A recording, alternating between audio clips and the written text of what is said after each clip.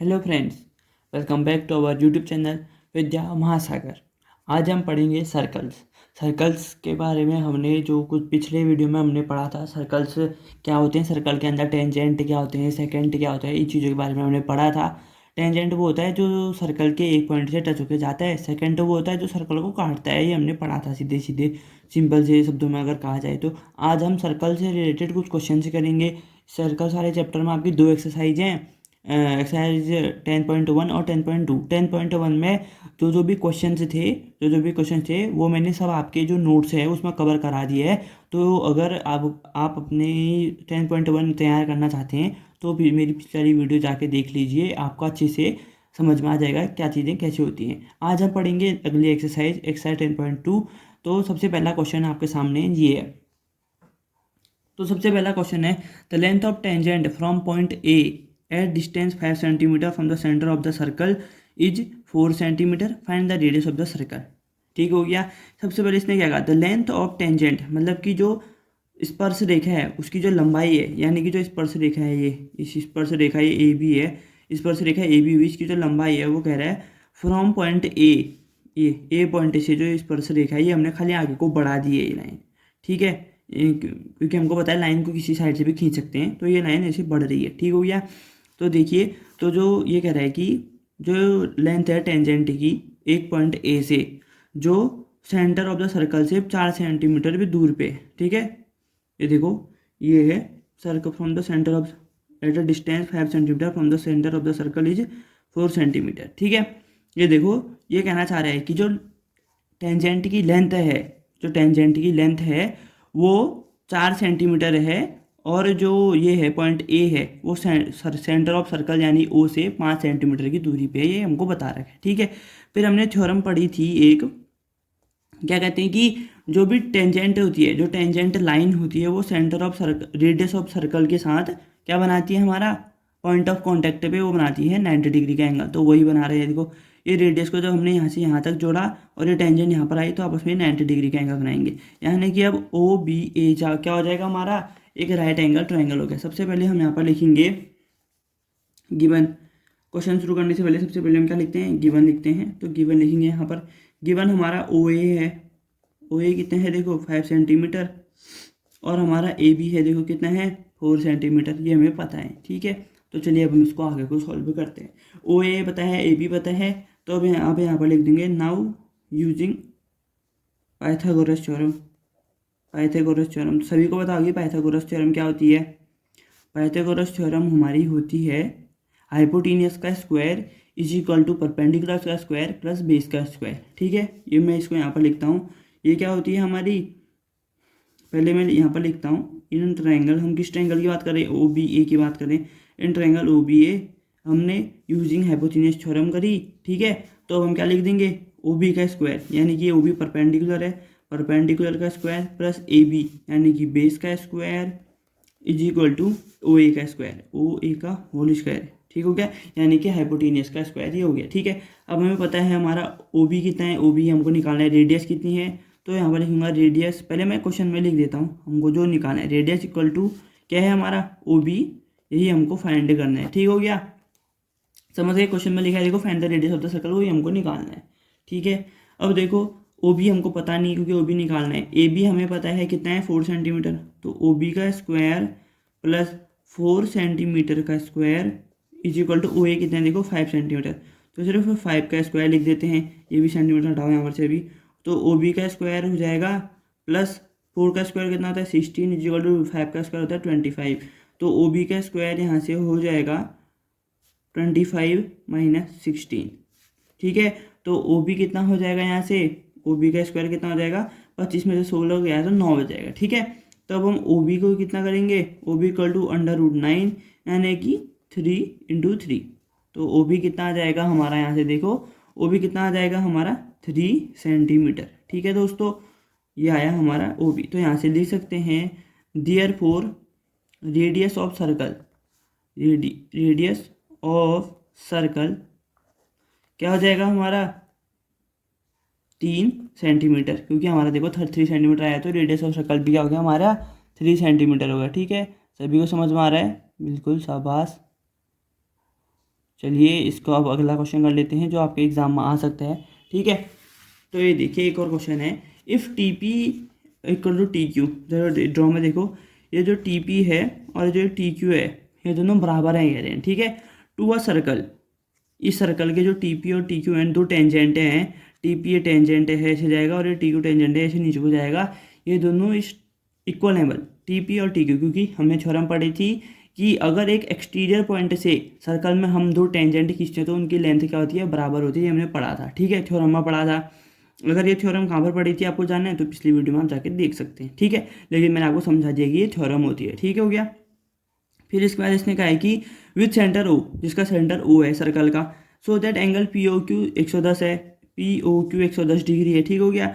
Then angle P T Q equal to P T Q वाला angle को find करना है। ठीक है हमने, ठीक है, और हमें पता है जैसे देखो ये अब भी हमने इस क्वेश्चन में किया है, क्या कहते हैं कि जब भी जो रेडियस है, जब भाई हम रेडियस बनाते हैं एक सर्कल का, ओ बी रेडियस हो गया, उससे जब टेंजेंट टच करता है तो 90 डिग्री का एंगल बनाता है। तो वैसे ही इसमें भी होगा, तो ये जो होगा ये 90 डिग्री का एंगल होगा और ये भी जो होगा 90 डिग्री का एंगल होगा। देखो अब हमें एंगल ओ पी टी पता है, एंगल टी क्यू ओ पता है और पी ओ क्यू ये भी पता है, तीन एंगल पता है, तो चौथा हम निकाल सकते हैं। किसी का कैसे, सबसे पहले हम लिखेंगे क्वेश्चन में गिवन, मूल मंत्र है हमारे क्वेश्चन को शुरू करने का गिवन। सबसे पहले हम गिवन लिखेंगे, हमको क्या दिया है देखो, angle P O Q is equal to 110 degree. ठीक है, फिर एंगल देखो ये ओ पी टी नहीं ओ पी टी, हाँ ये देखो एंगल ओ पी टी कितना है हमारा, देखो 90 डिग्री, 90 डिग्री हो गया। और एंगल टी क्यू ओ कितना है, वो भी 90 डिग्री है। ठीक है, और इन दोनों का रीजन क्या हो जाएगा, यहाँ पर लिख दूंगा मैं बाई थ्योरम, क्योंकि हमको थ्योरम पता है तो ये उसी थ्योरम से हो रहे हैं। ठीक है, तो चलिए अब हमको, अब यहाँ पर लिख दूंगा मैं टू फाइंड क्या करना है, देखो हमको पी टी क्यू फाइंड करना है, तो angle P T Q is equal to ये हमको फाइंड करना है। तो हमें पता है कि sum of angles of a quadrilateral, sum of angles of an quadrilateral, एक क्वाड्रिलेटरल के सभी एंगल्स का सम कितना होता है, बताइए ये वो होता है 360 डिग्री। ठीक है, अब हम सभी एंगल को जोड़ेंगे और उनका सम 360 निकाल देंगे। ठीक है, सबसे पहले मैं लिखूंगा O P T, angle O P T plus angle P T Q plus angle P T Q जो हमको निकालना है, plus angle T Q O plus angle P O Q. ठीक हो गया, ये जी इक्वल टू 360 डिग्री हो जाएगा। ये समझ रहे सभी लोग, एक बार देख लीजिए ये कैसे हो रहा है। ठीक है, ये हम सभी से एंगल का सम 360 डिग्री होता है, तो सभी एंगल लिख दिया और उनका सम 360 डिग्री होता है, हमने ये लिख दिया। ठीक है, अब हमको पता है हमारा एंगल ओ पी टी कितना होता है, 90 डिग्री, तो यहाँ इसकी जगह लिख देंगे 90 degree, plus angle P T Q पता है हमको 110 डिग्री होता है, तो ये लिख दिया। अब पी टी क्यू हमको निकालना है, तो पी टी क्यू में आगे लिख देता हूँ पी टी क्यू प्लस हमको टी क्यू ओ पता है 90 डिग्री होता है, और एंगल पी ओ क्यू जो पता है हमें 110 डिग्री होता है, तो मैंने यहाँ पर लिख दिया। ठीक है, तो इज इक्वल टू कर देंगे हम 360 डिग्री। ठीक है, सभी समझ रहे होंगे। ठीक हो गया, तो जब एंगल पी टी क्यू करेंगे प्लस 90 प्लस 110 कितना होता है 200, तो 200 प्लस 90 हो जाएगा 290 degree is equal to 360 degree.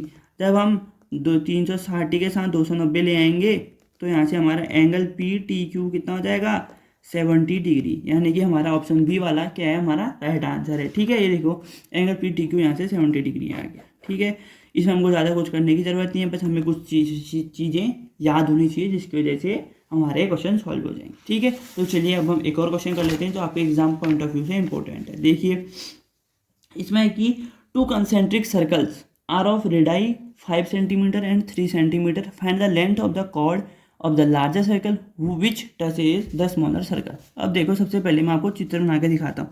Two concentric circle से मतलब एक सर्कल ये है अगर, तो इसके बाहर से एक और सर्कल होगा,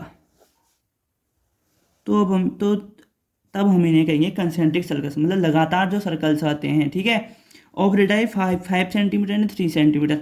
अब रेडियस होता है त्रिज्या, यानी कि हम सीधे सीधे कह सकते हैं 3 सेंटीमीटर वाला ये होगा 3 सेंटीमीटर, और 5 सेंटीमीटर वाला बाहर वाला ही होगा, बड़ा वाला, ठीक है, क्योंकि हमें पता है 5 सेंटीमीटर बड़ा आ जाए तो 5 सेंटीमीटर बड़ा वाले का होगा, ठीक हो गया, हमें समझ गए। हमने सेंटर मान लिया O, ठीक है। फिर इसने कहा कि find the length of the chord of the larger circle which touches the smaller circle. अब सबसे पहले मैं कॉर्ड बता दूँ क्या होता है। कॉर्ड ये होता है ये जो लाइन होती है कॉर्ड होती है, ये हमें पता है, ठीक हो गया। अब इसने कहा है कि जो ये कॉर्ड है इसकी लेंथ निकालो जो स्मॉलर सर्कल को टच करते हुए जा रही है, ठीक है। अब हमने कलाकारी क्या करेंगे, इसके बाद हमने इस O को, ये रेडियस होगा, इस O को हमने इस लाइन से टच कर दिया, ये बन गया OA, और इसको हमने यहाँ से टच कर दिया, ये बन गया B, और जब इसको यहाँ से टच कर दिया ये बन गया C हमारा, ठीक है। अब आप कहोगे ऐसा क्यों किया। अब देखो सबसे पहली बात, ये जो है ना ये रेडियस है हमारी, ये छोटे वाले सर्कल की रेडियस है, यानी कि ये कितना हो जाएगा हमारा 3 सेंटीमीटर। और ये OB और OC देखो ये बड़े वाले सर्कल की रेडियस है, यानी कि ये भी 5 सेंटीमीटर और यानी कि ये भी 5 सेंटीमीटर हमें पता है, ठीक है, ये पता है हमें, ठीक है, ये हमें गिवन है। अब आप कहोगे कि ये तुमने इसे क्यों जोड़ा, क्योंकि देखो जब भी कोई लाइन, हमने पिछले क्वेश्चन में पढ़ा था, जब भी कोई लाइन छोटे वाले सर्कल को टच करते हुए जाती है तो जब हम इससे इसको खींचते हैं तो ये बनता है 90 डिग्री का एंगल, ठीक है, 90 डिग्री का एंगल बनता है। तो यानी कि हमको इसमें फाइंड करना है BC की लेंथ। अगर हम AC निकाल दें और AB निकाल दें तो यहाँ से हमारी लेंथ निकल आएगी, ठीक है दोस्तों। तो चलिए अब हम शुरू करते हैं इस क्वेश्चन को सॉल्व करना। सबसे पहले हम लिखेंगे क्वेश्चन में हमें क्या क्या दिया हुआ है, ठीक है। सबसे पहले हम लिखेंगे गिवन, ठीक है। गिवन हमको क्या दिया है, रेडाई ऑफ लार्जर सर्कल कितना है 5 सेंटीमीटर, 5 सेंटीमीटर बड़े वाले का ये होगा ना, और रेडाई ऑफ स्मॉलर सर्कल यानी कि 3 सेंटीमीटर, ठीक हो गया। अब हमें सबसे पहले मैं यहाँ पर लिख दूंगा टू फाइंड क्या निकालना है हमको, लेंथ ऑफ कॉर्ड यानी कि जो क्या है हमारी BC, और BC जो होती है AC प्लस BA के बराबर है, BA, या फिर BA प्लस AC लिख दो या CA प्लस AB लिख दो, हमको BC निकालना है बस, ठीक है। ये हमको पता करना है, ये हमको टू फाइंड करना है, ठीक है। अब हम इसको आगे को बढ़ते हैं। सबसे पहले ये हमको पता है कि OA जो है BC के परपेंडिकुलर है, ये बिकॉज लिखेंगे हम OA परपेंडिकुलर टू BC, ठीक है। OA परपेंडिकुलर टू BC हो गया, जिसका मतलब हमारा एंगल OAC दैट इज लिखेंगे that is angle OAC is equal to angle OAB is equal to 90 degree, ये हमारा हो गया, ठीक है। अब हम यहाँ से इसको सॉल्व कर लेते हैं। अब हमें पता है इन ट्रायंगल OAB में लेंगे हाइपोटेन्यूस थ्योरम वाले लगाएंगे, ठीक है। हम इसको फटाफट कर लेते हैं, अब इसको ऐसे सॉल्व करके मैं लिख दूंगा इन ट्रायंगल OAB, ब्रैकेट में लिख दिया मैंने यूजिंग हाइपोटेन्यूस थ्योरम या फिर पाइथागोरस थ्योरम, दोनों एक ही बात होती है, ठीक है। थ्योरम लिख दिया मैंने, ठीक हो गया, ये हमको यूज करना है। तो OB इसमें परपेंडिकुलर है, मतलब वो हाइपोटेन्यूस है, OB का square is equal to OA का स्क्वायर प्लस AB का स्क्वायर, ठीक है। या तो आप इसको ऐसे भी लिख सकते हो, AB का स्क्वायर प्लस OA का square is equal to OB का स्क्वायर, आप इसको ऐसे भी लिख सकते हैं, ठीक हो गया। अब देखो हमें पता है AB हमको निकालना है, तो हम AB को AB रख देंगे, AB का स्क्वायर प्लस OA हमको पता है कितना है 3 सेंटीमीटर, तो 3 का स्क्वायर, और OB हमें पता है कितना है 5, तो OB कितना हो गया 5 का स्क्वायर, ठीक है। तो चलिए अब हम इसको सॉल्व करते हैं। तो AB का स्क्वायर इज इक्वल टू 5 का स्क्वायर होता है 25, 3 का स्क्वायर होता है 9, जब इस प्लस को साइड लाएंगे तो -9 हो जाएगा, सिंपल सी बात है। तो AB हमारा कितना हो जाएगा, AB का स्क्वायर कितना हो जाएगा, देखो यहाँ पर 16 हो जाएगा, 25 - 9 16, तो AB इक्वल टू कितना होगा √16, यानी कि 4 × 4, तो AB इक्वल टू कितना हो जाएगा 4 सेंटीमीटर AB आया हमारा, ठीक है। अब वैसे ही अब हमें ले लेते हैं इन ट्रायंगल, दूसरा ट्रायंगल लेंगे, देखो OAC, क्योंकि हमको AC निकालना है। In triangle OAC using hypotenuse theorem आप लिखेंगे या फिर नहीं लिखेंगे, क्योंकि पता ही है हमको जो सेम चीज़ है वो यूज कर रहे हैं यहाँ पर, तो नहीं लिखेंगे चलेगा, लेकिन लिख भी सकते हैं, ठीक है। तो OA का स्क्वायर प्लस AC का स्क्वायर इक्वल टू कितना होगा, OA का स्क्वायर प्लस AC का square is equal to OC का स्क्वायर हो जाएगा, ठीक है। अब हमें पता है OA कितना है 3 का स्क्वायर होता है, प्लस हमें AC निकालना है, AC का square is equal to OC बताया हमें कितना होता है, OC का स्क्वायर, यानी कि OC हमें OC 5 है तो 5 का स्क्वायर हो जाएगा। ठीक हो गया, सभी समझ रहे हैं। ठीक है, तो 3 का स्क्वायर कितना होता है 9 प्लस AC का स्क्वायर इज इक्वल टू 5 का स्क्वायर यानी कि 25। तो AC का square is equal to 25 minus 9, तो AC का स्क्वायर कितना हो जाएगा 16 आया। देखो तो AC इक्वल टू √16 यानी कि √4 गुणा 4, तो AC इज इक्वल टू कितना हो गया 4 सेंटीमीटर। ठीक है, तो हमें फाइंड क्या करना था BC की लेंथ यानी कि AC प्लस BA। तो यहाँ पर लिखेंगे हम लेंथ ऑफ कॉर्ड।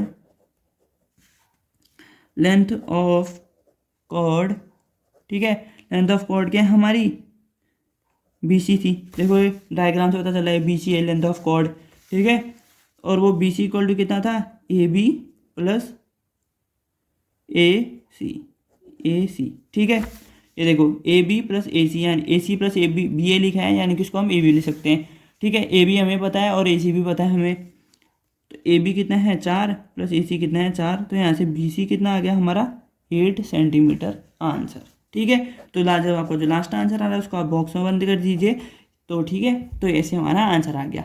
अगर आपको जो सर्कल्स की कुछ प्रॉपर्टी हैं वो आपको याद है, जो थ्योरम होती हैं सर्कल्स में, अगर आपको वो याद हैं तो आपके ये क्वेश्चन इजीली हो जाएंगे।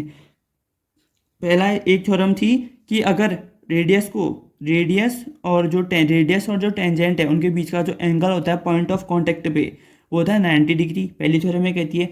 दूसरी थ्योरम ये कहती है कि जो एक्सटीरियर पॉइंट से मतलब सर्कल के बाहर किसी भी बिंदु से अगर हम सर्कल की ओर टेंजेंट खींचते हैं, यानी कि गोले की ओर हम वो खींचते हैं, स्पर्श रेखा खींचते हैं, तो जो स्पर्श रेखा हो दोनों स्पर्श रेखा यानी कि दोनों टेंजेंट की जो लेंथ होती है वो बराबर होती है। ये हमारी दूसरी थ्योरम कहती है।